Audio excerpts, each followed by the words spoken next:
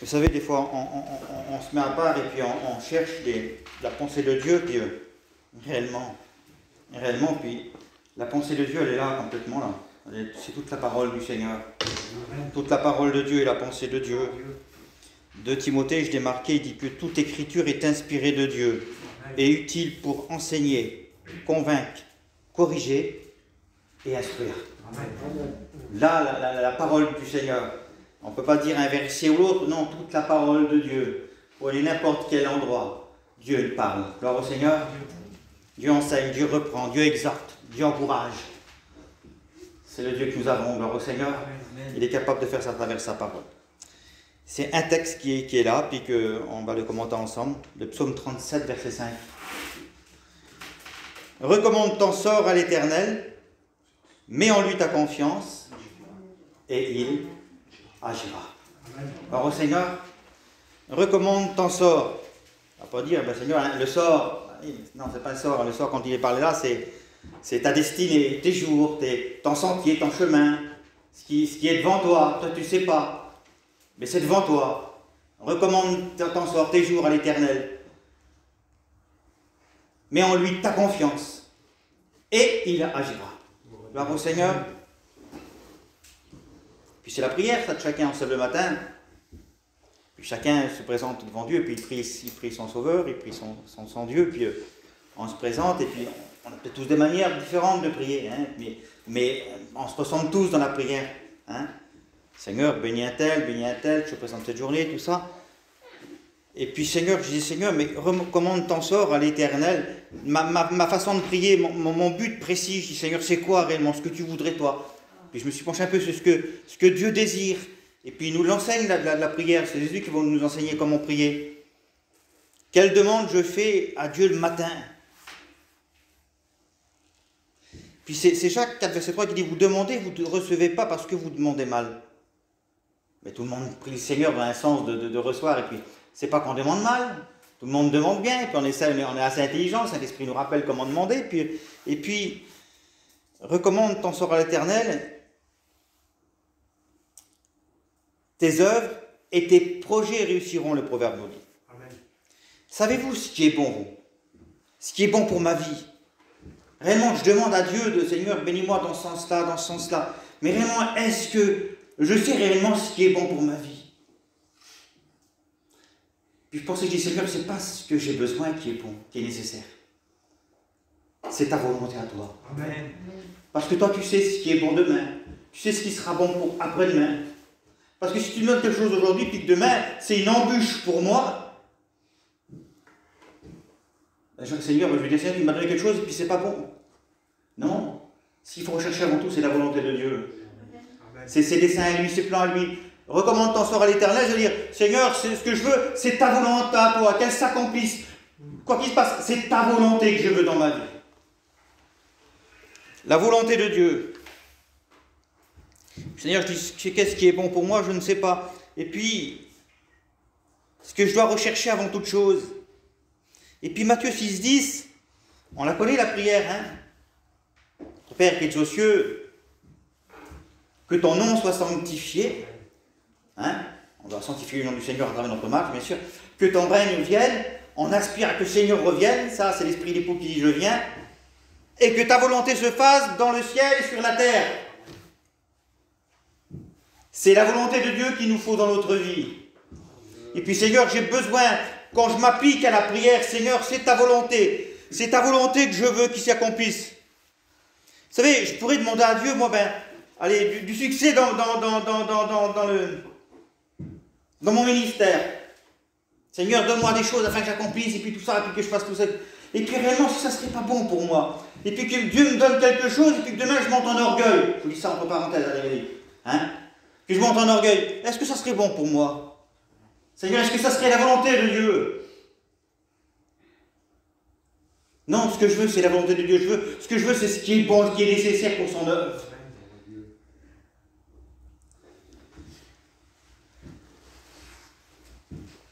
Il est dit dans le psaume 143, verset 10, « Enseigne-moi à faire ta volonté, car tu es mon Dieu. Que ton bon esprit me conduise sur les voies droites. On dit que ta volonté, c'est un enseignement. Enseigne-moi ta volonté. Je dois la rechercher continuellement. Dans ma prière. Je dois la demander à Dieu.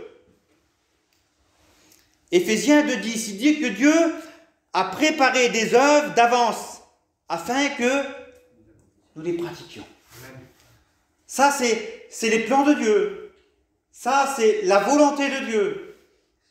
Mais est-ce que dans la prière du matin, moi, parce que ça, c'est une grâce, un privilège que Dieu a préparé des œuvres d'avance qui sont là, et puis moi, dans ma prière, j'ai mes regards là-bas. Mais est-ce que dans la voiture, je ne dois pas rechercher ça d'avant?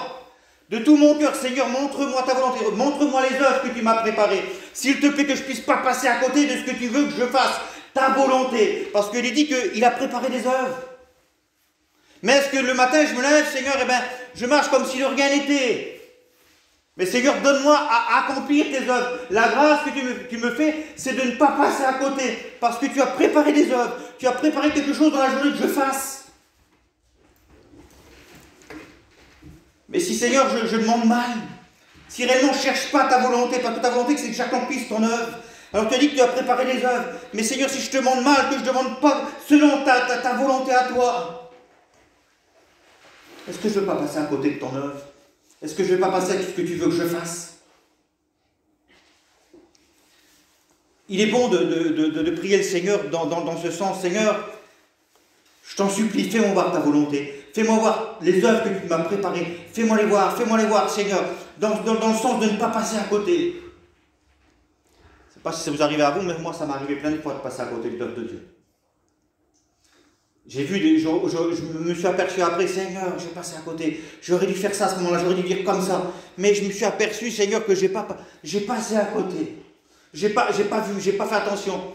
Parce que j'ai négligé un petit peu.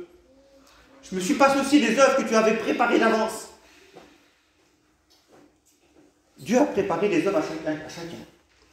Est-ce que vous le croyez? Est-ce que vous croyez que Dieu a préparé, que ce soit n'importe quoi, des œuvres, une parole dite, un encouragement à quelqu'un, un chant de cantique, n'importe quoi? Est-ce que vous croyez que Dieu a préparé des œuvres afin que nous les pratiquions?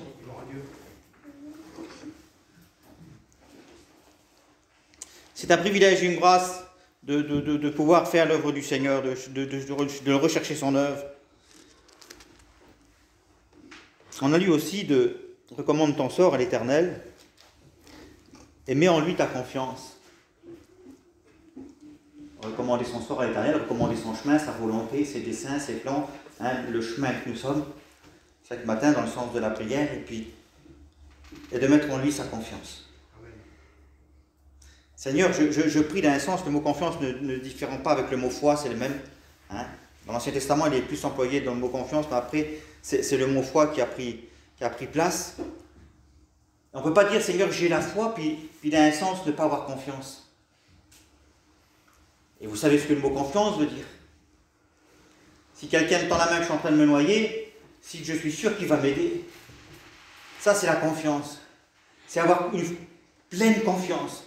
Avoir confiance, c'est être sûr que le bras qui me tient là, il est solide, il est sûr.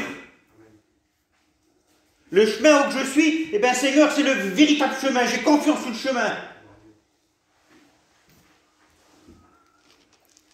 Mettre en lui sa confiance. Et Proverbe 12, verset 5, il dit « L'inquiétude dans le cœur de l'homme l'abat, mais une bonne parole le réjouit. » L'inquiétude dans le cœur de l'homme l'abat. Il se peut que des personnes soient touchées par l'inquiétude. Est-ce que c'est bon d'être touché par l'inquiétude, qu'un chrétien ou une chrétienne soit touché par l'inquiétude et puis qu'un cœur soit abattu? Est-ce que réellement, ça ne serait pas un manque de confiance, réellement? Peut-être depuis des semaines, des mois, puis peut-être que ça dure, et puis Seigneur, personne ne me voit. Je ne suis pas bien. Peut-être des personnes comme ça qui réagissent comme ça.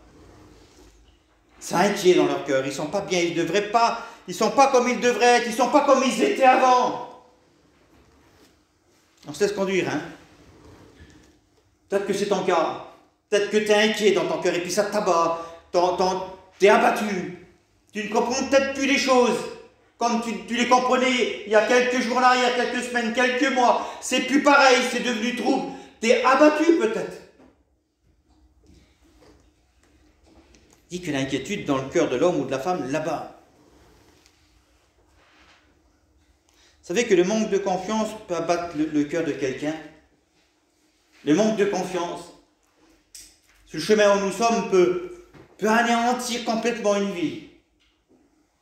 Parce que quand on manque de confiance, c'est-à-dire que la voix qui nous appelle, on ne lui fait plus confiance. Ce chemin où nous sommes, Seigneur, et bien pour nous, il est plus rassuré. On vient en réunion, et puis on n'est pas sûr que Dieu va nous parler. Il s'occupe plus des autres que de nous. Ça, c'est un manque de confiance en Dieu.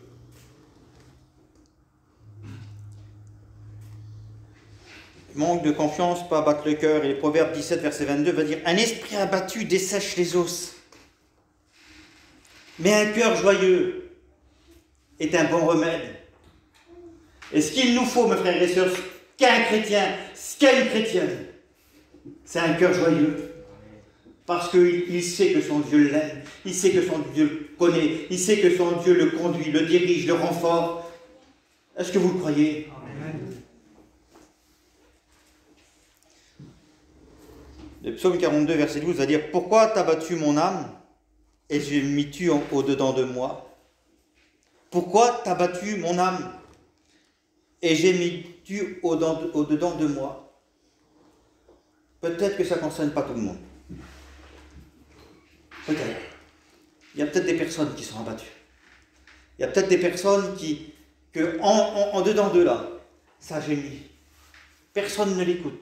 Personne ne le sait, c'est dans le secret. C'est dans le secret. Ils sont là, et puis ils sont comme découragés sur le chemin, abattus, puis ils manquent de confiance, et puis ils sont là, puis au-dedans d'eux, ça gémit. Est-ce que ça peut arriver, mes frères et sœurs, qu'un chrétien, une chrétienne soit touché par ça? Ben oui, bien sûr que ça peut arriver. Ça peut arriver qu'on est là, Seigneur, et puis ça ne paraît pas aux yeux de tout le monde. Mais le cœur, dans le fond du cœur, nous on ne sait pas ce qui se passe, mais Dieu seul sait ce qui se passe dans un cœur. Un cœur peut être touché par l'inquiétude.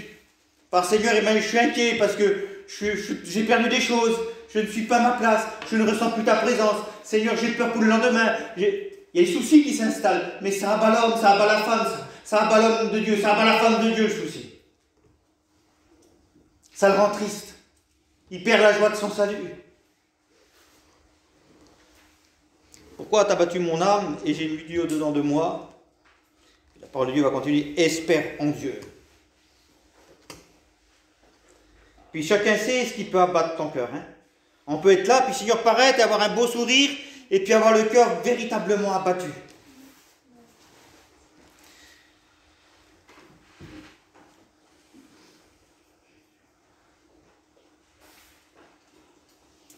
Qu'est-ce que c'est que la confiance? La foi, la confiance, c'est quoi? Je vous la pose, vous allez dire, c'est quoi? C'est s'attendre à quelque chose, non? J'ai confiance, c'est que j'attends. C'est que j'espère, la confiance.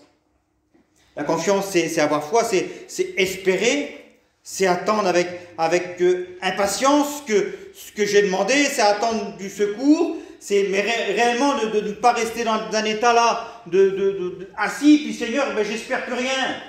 Je me laisse abattre et puis il arrivera ce qui arrivera, comme les hommes de Dieu qui avaient fait descendre les voiles du voilier et ils se sont laissés partir à la dérive.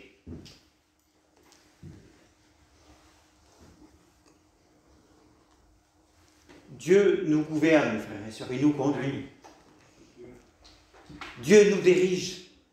Un chrétien, une chrétienne, il ne faut pas qu'il se sente perdu. S'il se sent qu'il est perdu, c'est que ce n'est pas normal.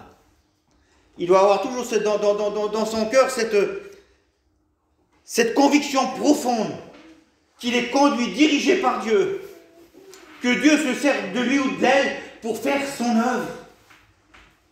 Il ne faut pas qu'il se sente à part les autres. Parce qu'on est tous pareils, Dieu se sert de tous et de chacun.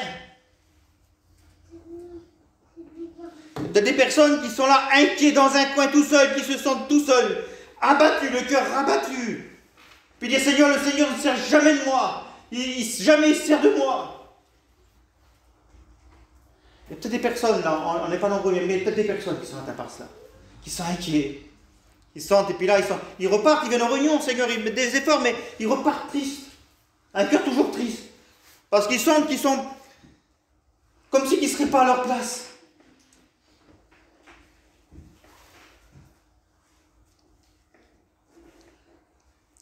Ils ont l'âme abattue. Ça sert à quoi de suivre Dieu sans confiance, mes frères et sœurs? C'est-à-dire que Seigneur, je ne sais pas si tu es avec moi. Il y a peut-être des personnes, je ne sais pas pourquoi je prêche ça.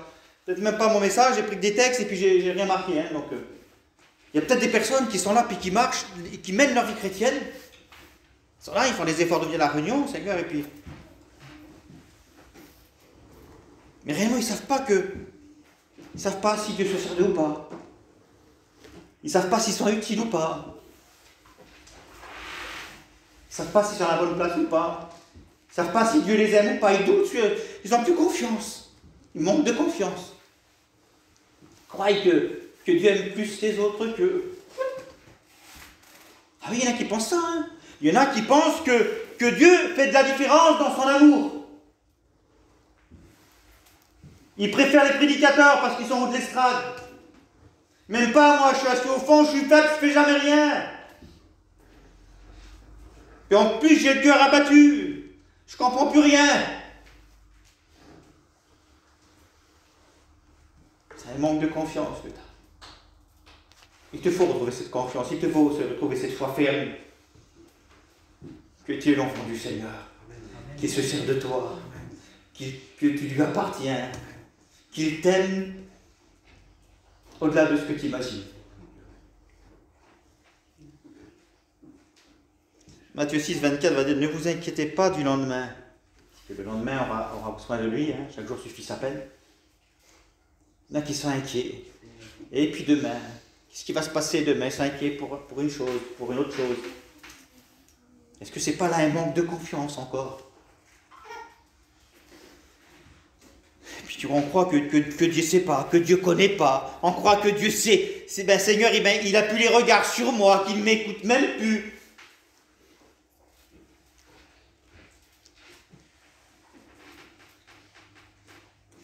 Vous savez, Dieu n'interdit pas qu'on lui fasse part de toutes nos interrogations, de tous nos problèmes, de tous nos soucis. Ce que Dieu n'aime pas, ce que Dieu ne veut pas, je pense, c'est un chrétien, une chrétienne qui s'appuie pas sur son sort. Parce que notre sort, il est devant Dieu, frères et sœurs. On lui a remis, on lui fait confiance. Notre sort, c'est notre journée, notre vie telle qu'elle est, notre lendemain. Il lui appartient, non? Ce qui m'arrivera demain, ça lui appartient.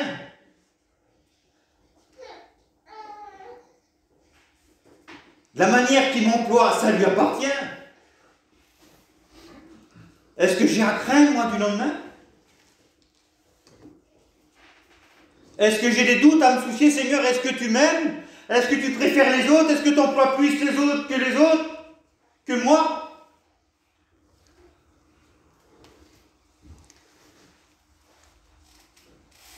Dieu n'aime pas quelqu'un qui s'appuie sur son sort et puis qui est là, puis Seigneur, qui rumine. Non. Il aime des chrétiens et des chrétiennes qui font face, mes frères et sœurs. Il aime des chrétiens et des chrétiennes qui sont forts, qui prennent des forces en lui parce qu'il est fort.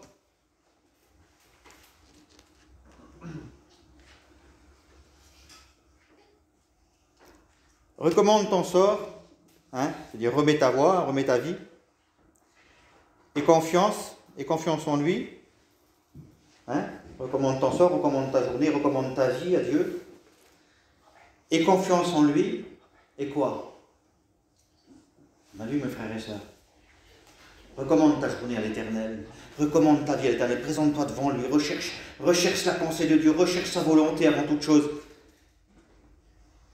Mets en lui ta confiance sur le chemin, et toujours confiance, et toujours foi en lui, qu'il est toujours là, qu'il te bénit, qu'il t'aime, qu'il se sert de toi.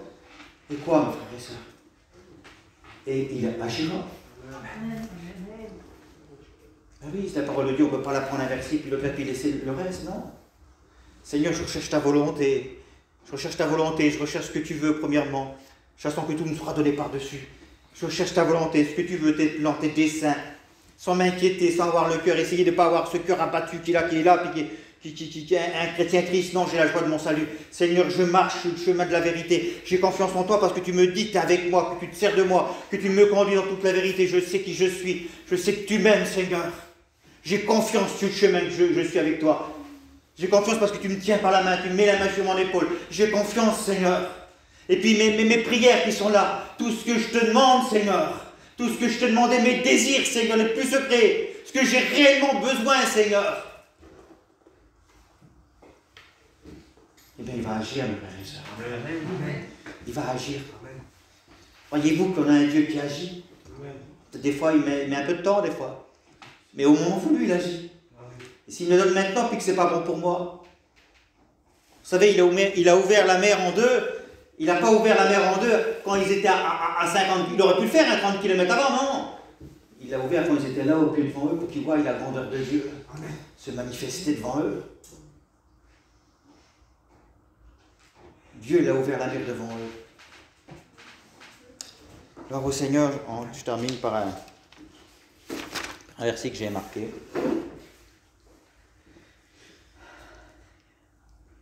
On chante souvent, il n'a pas dit que tu coulerais, il a dit passant de l'autre bord. On va dire, avancez, c'est ça. Faut ramer, il y a des efforts à fournir. Hein. Je sais pas, il y a un homme qui un jour qui a prêché, il y a des muscles là, faut les tendre, c'est ça une marche une vie chrétienne. Il y a des efforts à fournir, mais notre but, à nous, c'est d'avancer. Alors au Seigneur, c'est d'avancer, parce qu'on va aller de l'autre bord. Même si des fois il y a des vents contraires, même si des fois il y a des tempêtes qui soufflent, même si des fois on est ballotté par les flots de gauche, de droite. Notre but à nous, c'est d'avancer, mes frères et sœurs. Même si on est bousculé dans notre être entier, dans nos pensées, dans notre cerveau, on dit que le diable, la chaîne nous attaque. Puis, Seigneur, je ne sers à rien. Il essaie de nous décourager. Seigneur, tu ne m'aimes pas. Seigneur, tu te sers des autres. Non, ça c'est des flots de la mer, c'est des flots du monde, c'est des flots de l'ennemi qui veulent là. Mais notre rôle à nous, c'est d'avancer, mes frères et sœurs. Un jour, on habite en Italie, puis l'homme avait prêché. Seigneur, il dit, on est tous là, puis on est tous faits de chair. Il a dit, on se prend tous le pied dans le tapis. Il dit. On marche tous, mes frères et sœurs. Mais chacun, à un moment ou à un autre, va trébucher, va avoir une chose qui va le faire trébucher, puis... Mais est-ce qu'il va rester à terre? Pour une petite chose, des fois un découragement, quelque chose. Non. Un chrétien se relève. Amen. Parce que son Dieu est là, puis il tient par la main qui est forte, parce qu'il a confiance, parce qu'il sait que son Dieu est là pour le relever. Il sait que son Dieu est là pour lui tendre la main, et pour qu'il puisse continuer la course. Il sait que son Dieu est là pour prendre la main, et puis dire, il y a ça à faire là-bas encore. Il y a ça à faire là-bas encore. Et puis, mais ne t'inquiète pas du lendemain. Le souci, le lendemain aura celui de lui, et puis tes besoins, je les connais, moi. Ton désir, ce que tu as besoin, ce qui est bon pour toi, ce qui est bon pour ta vie réellement, c'est ma volonté. C'est pas ce que tu veux toi, c'est ma volonté qu'il te faut. Je sais demain, je te donnerai ce qu'il faut, t'en fais pas. Marche, continue, fais mon œuvre. Cherche l'œuvre de Dieu avant toute chose. Et tout te sera donné par-dessus. Gloire au Seigneur. Gloire à Dieu. Amen. Il dit que tout concourt au bien de celui qui aime Dieu. Est-ce qu'on aime le Seigneur? Amen. Hein? On aime le Seigneur, alors tout concourt au bien. C'est-à-dire qu'on ne craint rien. Tu aimes le Seigneur? Amen. Alors tout va bien. Tu aimes le Seigneur? Amen. Alors tout va bien. Amen.